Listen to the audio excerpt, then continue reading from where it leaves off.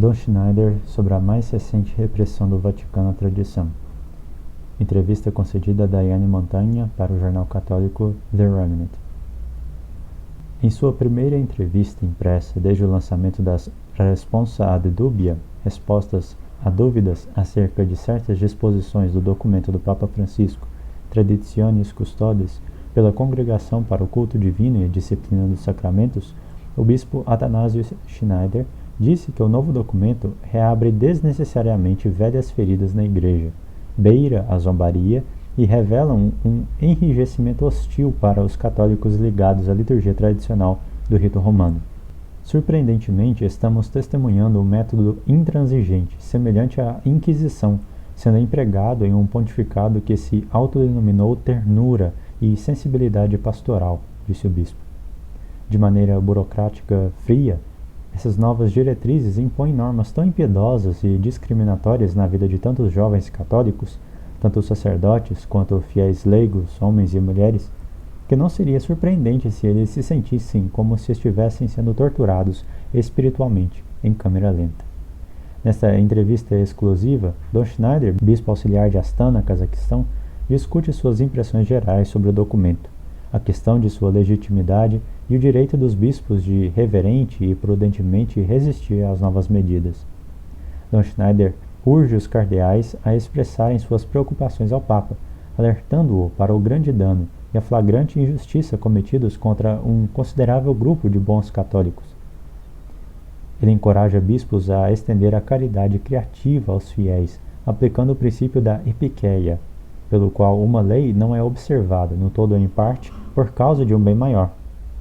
E ele oferece conselhos aos seminaristas e sacerdotes, que temem agora serem proibidos de oferecer a missa tradicional e os outros sacramentos.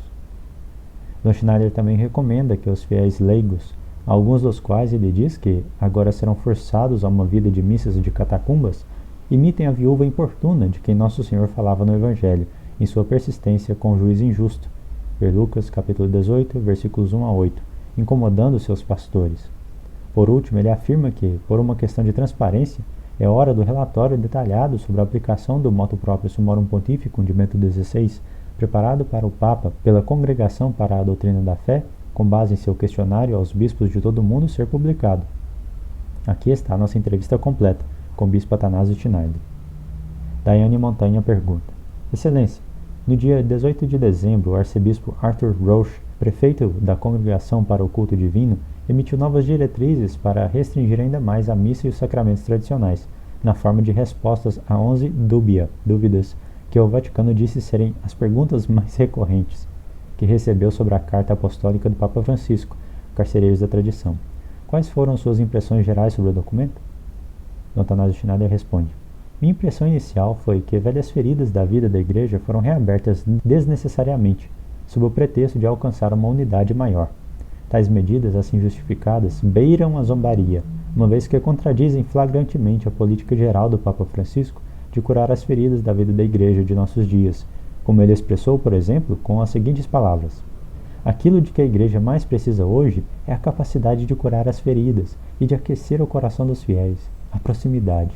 Veja a Igreja como um hospital de campanha, depois de uma batalha. É inútil perguntar a um ferido grave se tem um colesterol ou açúcar altos. Devem curar-se as suas feridas. Depois podemos falar de tudo o resto. Curar as feridas. Curar as feridas. As novas diretrizes revelam um enrijecimento hostil, para usar uma frase que o Papa Francisco às vezes empregou ao advertir os bispos.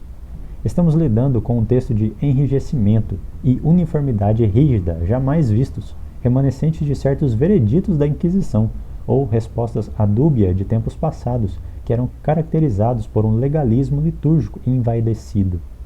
De maneira fria e burocrática, essas novas diretrizes impõem normas tão impiedosas e discriminatórias na vida de tantos jovens católicos, tanto sacerdotes quanto fiéis leigos, homens e mulheres, que não seria surpreendente se eles se sentissem torturados espiritualmente, em câmera lenta. Para qualquer observador objetivo, a mensagem clara que essas novas diretrizes enviam aos católicos ligados à liturgia tradicional é: com a sua experiência religiosa, você não é bem-vindo na Igreja. Sua experiência na liturgia tradicional é falsa, inautêntica. Você está se enganando. Não há pluralidade litúrgica na Igreja hoje, pois há apenas uma única expressão da Lex Orandi, e esta é a liturgia reformada. Só existe uma lei, e de acordo com essa lei você deve morrer. Isto é, você deve se desligar da liturgia de seus antepassados e dos santos. Os autores dessas novas orientações esqueceram claramente o seguinte princípio estabelecido pelo Concílio Vaticano II. Não é desejo da Igreja impor, nem mesmo na liturgia, a não ser quando está em causa a fé e o bem de toda a comunidade, uma forma única e rígida. As novas diretrizes anulam o que disse o Papa Francisco. O discernimento é um processo criativo que não se limita a aplicar esquemas. É um antídoto à rigidez, porque as mesmas soluções não são universalmente válidas. Muitos bispos católicos deram uma impressão livre e relaxada ao Traditionis Custodes.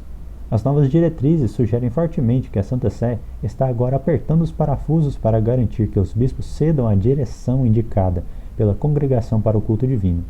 Qual é a sua mensagem para esses irmãos bispos? Gostaria de encorajar os meus irmãos bispos a serem verdadeiros pastores e a estenderem a caridade criativa aos seus fiéis, que cresceram no rito romano antigo, ou que tiveram um encontro decisivo e repleto de graça com Deus por causa desta forma da liturgia da Igreja. Na verdade, o Papa Francisco muitas vezes pediu aos bispos que aplicassem a criatividade pastoral às pessoas que são marginalizadas e cujas aspirações religiosas são mal julgadas. Muitos fiéis ligados à forma litúrgica romana mais antiga, especialmente os mais jovens, estão longe de se envolver em polêmicas eclesiásticas e litúrgicas a respeito do Vaticano II e do Novus Ordo. Portanto, como verdadeiros pastores, os bispos devem criativamente encontrar soluções para que esses fiéis não sejam colocados em guetos e tratados como católicos de segunda classe. Aqui, os bispos poderiam aplicar o princípio moral da epiqueia, segundo o qual uma lei não é observada, no todo ou em parte, por causa de um bem maior. Em sua carta que acompanha o Traditionis Custodes, o Papa Francisco disse aos bispos do mundo que tomou a firme decisão de revogar todas as normas, instruções, concessões e costumes que precedem seu motu próprio, em resposta aos pedidos deles. E, no entanto, como foi detalhado em uma trilogia de relatórios bem fundamentados, que contém a coleção de citações dos bispos que foram incluídos no relatório detalhado preparado para o Papa Francisco pela Congregação para a Doutrina da Fé, a mensagem enviada pelos bispos era basicamente deixar o Sumário Pontífico em paz e continuar com uma aplicação prudente e cuidadosa. É hora de os bispos apelarem à Santa Sé para divulgar o relatório principal e detalhado pela CDF.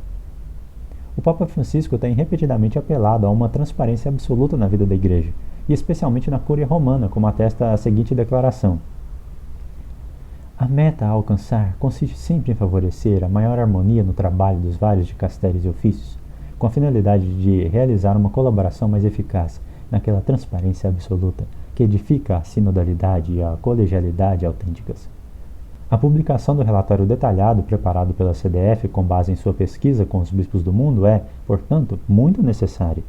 Mesmo que isso não seja feito no futuro imediato, sabemos que nada há oculto que não acabe por ser manifestado, nem escondido que não deva saber-se e tornar-se público.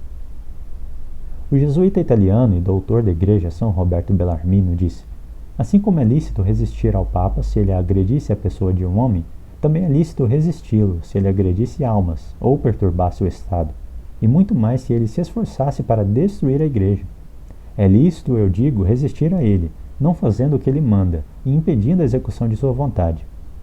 Como sucessores dos apóstolos, os bispos têm o dever de resistir a essas medidas? Os bispos têm o direito de resistir reverente e prudentemente a essas medidas, visto que prejudicam manifestamente o bem de toda a Igreja, ao abolir quase por completo uma experiência litúrgica milenar que se revelou fecunda.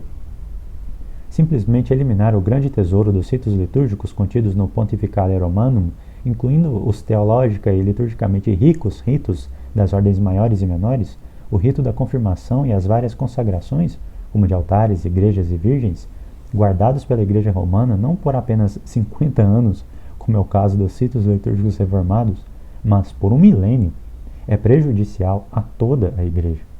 Aqueles que atualmente detêm autoridade em Roma, os quais têm um mandato relativamente curto em comparação com os 2000 anos de história da Igreja, não podem se comportar como se fossem os proprietários exclusivos de um tesouro litúrgico milenar da Igreja.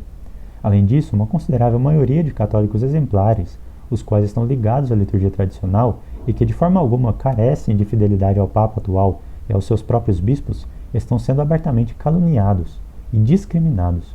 Os bispos, e principalmente os membros do Sagrado Colégio dos Cardeais, devem expressar suas preocupações ao Papa, alertando-o para o grande dano e a flagrante injustiça que estão sendo cometidos contra um grupo considerável de bons católicos. Que questões canônicas as responsa ad dubia levantam? Este documento é legítimo? Do ponto de vista formal, o documento é legítimo, visto que foi emitido por uma autoridade legítima da Santa Sé, isto é, a Congregação para o Culto Divino, com a aprovação do Romano Pontífice. As responsa ad dubia representam um exemplo notável da conhecida máxima summum ius summa injuria, isto é, que uma lei que é formalmente correta pode se tornar uma grande injustiça. Este documento ficará para a história, como um exemplo trágico da Santa Sé resolvendo o delicado problema pastoral com violência. As novas diretrizes da Congregação para o Culto Divino não resolveram nada, mas criaram um impasse pastoral e graves problemas de consciência para muitos sacerdotes e fiéis. Notavelmente, estamos testemunhando um método intransigente, semelhante a uma inquisição, sendo empregado em um pontificado que se autodenominou ternura e sensibilidade pastoral, como atestam as seguintes palavras do Papa Francisco. Se não chegarmos a esta igreja da proximidade com as atitudes de compaixão e ternura, não seremos igreja do Senhor. Não esqueçamos o estilo de Deus que nos deve ajudar: proximidade, compaixão e ternura. Em que situação o novo documento deixa os antigos institutos Ecclesia Dei?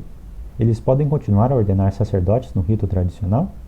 O documento da Congregação para o Culto Divino não menciona explicitamente os antigos institutos Ecclesia Dei. No entanto, é incerto se esses institutos e comunidades poderão continuar a usar o antigo Pontificale Romanum para ordenações menores e maiores, e para a celebração do sacramento da confirmação segundo o mesmo Pontificale, nas suas paróquias pessoais e outros lugares onde desempenham o seu apostolado. A Santa Sé deve considerar o fato de que a mesma Santa Sé, ao erigir esses institutos, deu-lhes a garantia de que poderiam usar todos os livros litúrgicos válidos antes do Vaticano II. O ponto nevrálgico a esse respeito é a questão dos ritos de ordenação. Se a Santa Sé negasse a esses institutos e comunidades os ritos antigos de ordenação, isso seria um péssimo exemplo de violação de sua palavra solene e diminuiria a credibilidade e integridade da Santa Sé, também nas relações ecumênicas com as comunidades não católicas. As comunidades não católicas estão observando e podem ver claramente que a Santa Sé está quebrando sua palavra com um grupo de católicos com os quais havia chegado a uma solução pacífica e reconciliadora. O tratamento violento e traiçoeiro dos católicos ligados à velha tradição litúrgica certamente não inspirará as comunidades eclesiais ortodoxas a se reconciliarem com a Sé Apostólica. Porque o Vaticano permitirá que o New Ways Ministry, que promove a agenda LMNOPQ, participe do sínodo sobre a sinodalidade, mas não ouve os católicos tradicionais ou os consulta sobre qualquer uma dessas novas medidas? O que os fiéis devem fazer com a sinodalidade, quando a hierarquia ouve um grupo que se opõe aos ensinamentos da Igreja, mas não os católicos que defendem a tradição e os ensinamentos da Igreja? As exigências arbitrárias da Santa Sé revelam a qualquer observador objetivo que a sinodalidade, com a sua escuta de todos, é na verdade um esforço ideológico unilateral. Não é a verdadeira sinodalidade, mas um esforço egocêntrico de pessoas intolerantes e com pensamentos semelhantes, com uma agenda prefixada para tornar a fé católica e a liturgia católica cada vez mais vagas e nebulosas. Quem quer que constitua um obstáculo a essa agenda, como muitos católicos, incluindo muitos jovens que estão ligados à liturgia tradicional, não será integrado no processo de decisão. O padre Claude Barthes, historiador, jurista e especialista em liturgia tradicional da diocese de Fréjus-Toulon, na França, disse ao National Catholic Register, após a divulgação do documento, que, em nome do sensus fidelium, devemos nos opor ao traditionis custodes e ao seu esclarecimento através da não recepção, por se tratar de uma lei doutrinariamente injusta. Como, em sua opinião, os leigos devem responder às novas diretrizes? Pelo bem espiritual de toda a Igreja e da honra da Sé Apostólica, que sempre salvaguardou e transmitiu vigilantemente todo o patrimônio litúrgico, os leigos devem continuar a pedir às autoridades da Santa Sé, em primeiro lugar ao próprio Papa, para concederem plena liberdade à liturgia tradicional, incluindo todo o patrimônio litúrgico da Igreja Romana, sem quaisquer condições humilhantes e discriminatórias. Esses pedidos podem ser feitos por meio de petições, e especialmente por meio de uma corrente mundial de oração. Devem imitar a viúva importuna de quem Nosso Senhor falou no Evangelho em sua persistência com o juiz injusto. Eles poderiam seguir o conselho do próprio Papa Francisco, que pediu aos leigos que importunassem seus pastores, citando São Cesário de Arles. O Papa Francisco disse: certa vez li um texto muito bonito sobre o modo como o povo de Deus ajuda os bispos e os sacerdotes a ser bons pastores. É um escrito de São Cesário de Arles, um sacerdote dos primeiros séculos da Igreja. Ele explicava que o povo de Deus deve ajudar o pastor, e dava este exemplo: quando o novilho sente fome, vai ter com a mãe para obter o leite. Contudo, a vaca não dá imediatamente, parece que o retém para si. E que faz o novilho? Bate com o nariz no ubre da vaca, para que o leite desça. É uma linda imagem. Assim, disse o santo, também vós deveis agir com os pastores, bater sempre à sua porta, ao seu coração, para que vos deem o leite da doutrina, da graça e da guia. E peço-vos, por favor, incomodai os pastores, importunai os pastores, todos nós pastores, a fim de que possamos dar-vos o leite da graça, da doutrina e da guia. Importunai, pensai na bonita imagem do bezerro que importuna a mãe para que lhe dê o alimento. O que parece emergir do documento é que se trata do triunfo do positivismo magisterial, em vez de uma fé recebida. Em outras palavras, agora estamos sendo informados em que devemos acreditar sobre a liturgia, contra o que aprendemos de nossa Santa Madre Igreja, sobre o que é verdadeiro, bom, belo e santo. Penso que todos faríamos bem, e em primeiro lugar, os que detêm altas autoridades na Igreja, em recordar a atitude constante da Igreja Romana ao longo dos milênios, isto é, a deferência ao peso decisivo da tradição na fé e liturgia da Igreja. O princípio dos primeiros séculos, formulado pelo Papa Estevão I, permanece um exemplo brilhante. Nihil innovetur, nisi quod traditum est, isto é, não deixe nada ser renovado, exceto o que foi transmitido. Aplicando este princípio a uma reforma litúrgica, não só a substância deve ser mantida, mas também outras partes relevantes do rito litúrgico. O Novus Ordo Missae é um exemplo de reforma na qual, em partes significativas da missa, foram introduzidas inovações que não tinham sido transmitidas, como, por exemplo, as novas orações do ofertório ou a existência de uma multiplicidade de orações eucarísticas. A autêntica missa do Concílio Vaticano II é o Ordo Missae de 65, com suas mudanças cuidadosas e não revolucionárias. Em tempos de grande e generalizada confusão doutrinal e litúrgica e experimentos e inovações, um católico deve seguir a antiguidade, segundo São Vicente de Léris. O que então fará um cristão católico se uma pequena parte da Igreja se desligou da comunhão da fé universal? O que certamente senão preferirem a integridade de todo o corpo à doença de um membro pestilento e corrupto? O que aconteceria se algum novo contágio visasse infectar não apenas uma parte insignificante da Igreja, mas a totalidade? Então, caberá a ele apegar-se à antiguidade, que até hoje não pôde ser seduzida por nenhuma fraude de novidade. Mas, e se na própria antiguidade fosse encontrado erro por parte de 2 ou 3 homens, ou pelo menos de uma cidade ou mesmo de uma província? Então, será seu cuidado, por todos os meios, preferir os decretos, se houver, de um antigo concílio geral, à precipitação e ignorância de alguns. Mas, o que aconteceria se surgisse algum erro sobre o qual nenhum decreto desse tipo fosse encontrado? Em seguida, ele deve cotejar, consultar e interrogar as opiniões dos antigos, daqueles a saber que, embora vivendo em vários tempos e lugares, mas continuando na comunhão e na fé da única Igreja Católica, apresentam-se autoridades reconhecidas e aprovadas. E tudo o que ele deve certificar-se de ter sido sustentado, escrito e ensinado, não por um ou dois desses apenas, mas por todos, igualmente, com consentimento, abertamente, frequentemente, persistentemente, que ele deve entender que ele mesmo também deve acreditar, sem qualquer dúvida ou hesitação. Em tempos de dúvida, sigamos e nos apeguemos à antiguidade, o que significa apegar-nos à tradição que vigorou até que novidades ambíguas fossem introduzidas. Este tem sido o princípio orientador da Igreja Romana ao longo dos tempos. Que efeito Vossa Excelência acredita que este documento terá nos seminários e qual é a sua mensagem aos sacerdotes e seminaristas?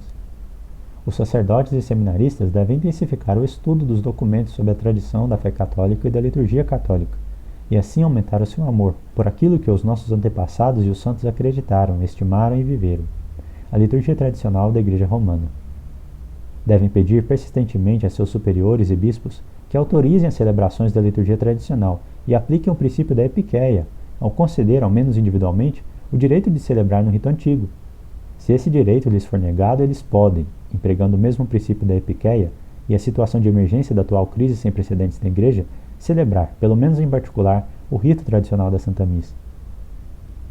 Se o Papa Francisco pode desfazer o legado do Papa Bento XVI, isto é, o Summorum Pontificum, e contradizer diretamente os ensinamentos de Bento XVI em um assunto tão importante como a Sagrada Liturgia e os ensinamentos do Papa São Pio V na Quo Primum, isso significa que qualquer ensino de um Papa pode ser facilmente desfeito por seu sucessor? E, em caso afirmativo, onde fica a autoridade de Pedro? Que precedente isso estabelece para a autoridade do ensino papal futuro e para a autoridade da Igreja em geral? Aqui, tradição e antiguidade devem ter sempre primazia. Quanto mais um Papa guarda e transmite fielmente os tesouros vivos da fé e liturgia da Igreja Romana, que não são de forma alguma uma peça de museu, mas sim uma realidade viva, como eram para tantos grandes santos, melhor ele cumpre a tarefa que lhe é própria e exerce a autoridade que lhe é própria como sucessor de Pedro. Um Papa só deve desfazer as decisões de seus predecessores quando são claramente novidades e rupturas com a fé e os ritos litúrgicos. Temos vários exemplos da história. As cartas do Papa Honório I, que eram altamente ambíguas do ponto de vista doutrinário, foram desfeitas por seus sucessores, por exemplo, por São Leão II, que afirmou: Honório, em vez de purificar esta Igreja Apostólica, permitiu que a fé imaculada fosse manchada por uma traição profana. Para citar outro exemplo, em 1535 o Papa Paulo III publicou um breviário, que foi compilado pelo cardeal Quinones e teve mais de 100 edições. No entanto, por seu desrespeito à tradição, o Papa Paulo IV o proibiu em 1558. Traditiones Custodes e o novo documento da Congregação para o Culto Divino estão destruindo o paciente trabalho de pacificação, reconciliação e comunhão eclesial, realizado pelo Papa João Paulo II através do motu proprio Ecclesia Dei e por Bento XVI através do Summorum Pontificum. Eles realmente construíram pontes para a tradição e para uma porção considerável do clero tradicional e dos fiéis, mostrando assim o que realmente significa ser um pontífice, enquanto o Papa Francisco agora desmontou a ponte que os seus dois predecessores construíram. Vossa Excelência tem tratativas frequentes com o clero ortodoxo. Os líderes ortodoxos se aproximaram da Igreja Católica durante o pontificado de Bento XVI, principalmente porque valorizavam seu respeito pela Sagrada Liturgia. Como Vossa Excelência acredita que eles verão essas medidas para erradicar a liturgia e os sacramentos tradicionais da Igreja Romana? Que efeito Vossa Excelência acredita que isso tem nas relações ecumênicas com os ortodoxos? Tais medidas da Santa Sé, que mostram claramente o desprezo pela antiga tradição litúrgica, sem dúvida aumentarão a lacuna de uma já existente desconfiança em relação à Santa Sé por parte das igrejas ortodoxas, especialmente dos ortodoxos russos. Lembro-me com carinho quando o Papa Bento XVI emitiu o verdadeiramente memorável e magnânimo motu proprio Summorum Pontificum. Vários sacerdotes e bispos ortodoxos russos me congratularam.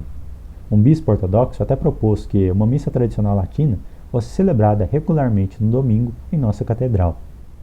Como isso pode ser resolvido? O que precisa acontecer para que essas guerras litúrgicas, que os católicos tradicionais dizem ter sido iniciadas novamente por esses últimos documentos, terminem? Devemos ter em mente que atos violentos não duram muito.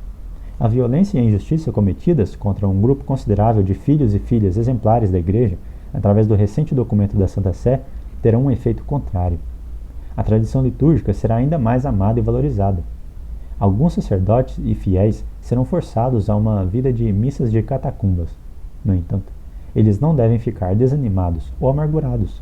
A providência divina permitiu esta dolorosa provação, na qual testemunhamos as autoridades da Santa Sé perseguirem os bons católicos que estão ligados ao tesouro litúrgico milenar da Igreja Romana. Eles devem continuar a amar o Papa e seus bispos e aumentar suas orações e atos de reparação e penitência, implorando humildemente a Deus que abra os olhos do Papa e dos bispos e desperte neles a estima e o amor pelo tesouro dessas antigas tradições litúrgicas. Que o Papa Francisco e muitos outros bispos recordem a alegria dos dias da sua infância e juventude, quando ouviram, ou disseram eles próprios, estas palavras comoventes e sempre juvenis: Introibo ad altare Dei, ad Deum cletificat juventutem meam. Isto é, irei ao altar de Deus, ao Deus que alegra a minha juventude. Esperamos firmemente que um dia o próprio Romano Pontífice volte a pronunciar essas palavras aos pés do altar da Basílica de São Pedro, em Roma.